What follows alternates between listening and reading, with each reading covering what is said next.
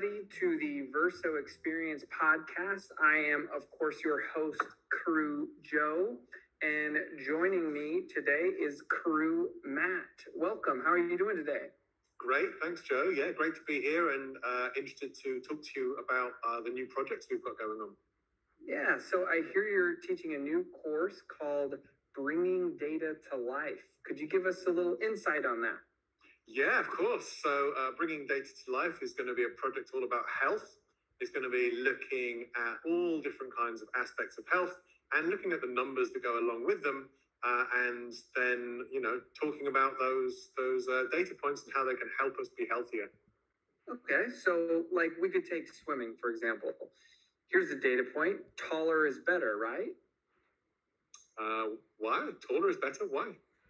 Well, I know that there's a 2016 Olympic swimmer height average was 5 inches taller with the males and 5 inches taller with the females. So there we go. Possibly. It might not be as simple as that, though. Data can be complex. What might look like a causation, it might just be a correlation. Okay, so can you give us an example of a correlation compared to a causation? Well, if we're allowed to just, if we were saying that correlations in data can be used as causations, we could say that Nick Cage has drowned thousands of people in swimming pools across America. What? Well, take a look at this graph.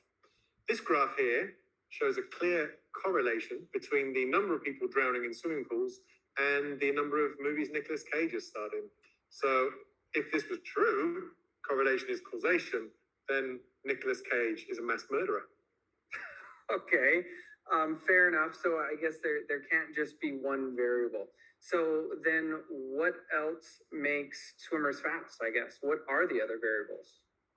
Just a hypothetical, but many factors come into play when we know about swimming. It's nutrition. It's about healthy diet, being able to access high quality food, about what age you start learning to swim, about the quality of your swimming program and the competitions you have. There's many things that can play a part. USA is really strong in all those areas. A huge population, high percentage of professional athletes. Like 6 out of the 10 top swimmers come from the USA. And it also happens to just be that people in the USA are taller than the worldwide average. But is it the height that makes them better, or the quality of diet, coaching, and attitude towards sports? Not sure. Just saying it's not as easy as you might think. All right. So it sounds important that you get all of the facts then. And so if I'm thinking about your new course, Bringing Data to Life, how are you going to collect those facts, or participants? What could they expect to be doing?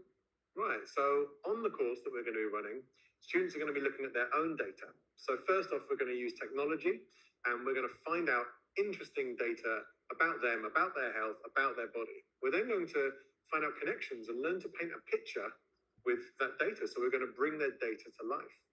The next mission is to get them to focus on a specific area. It could be nutrition or cardio or respiratory, whatever they're interested in. They're then going to have to connect with an expert from beyond the school walls and interview them, make a podcast with them, and find out some interesting things. They're going to have to prepare some statistics and deliver them and answer some questions with these experts, all in a podcast. And if you're keen at the moment on checking out what kind of cool podcasts they're out, then maybe check out some of the ones that we're just sharing in this video now to see the kind of thing that you might be producing at the end. Wow.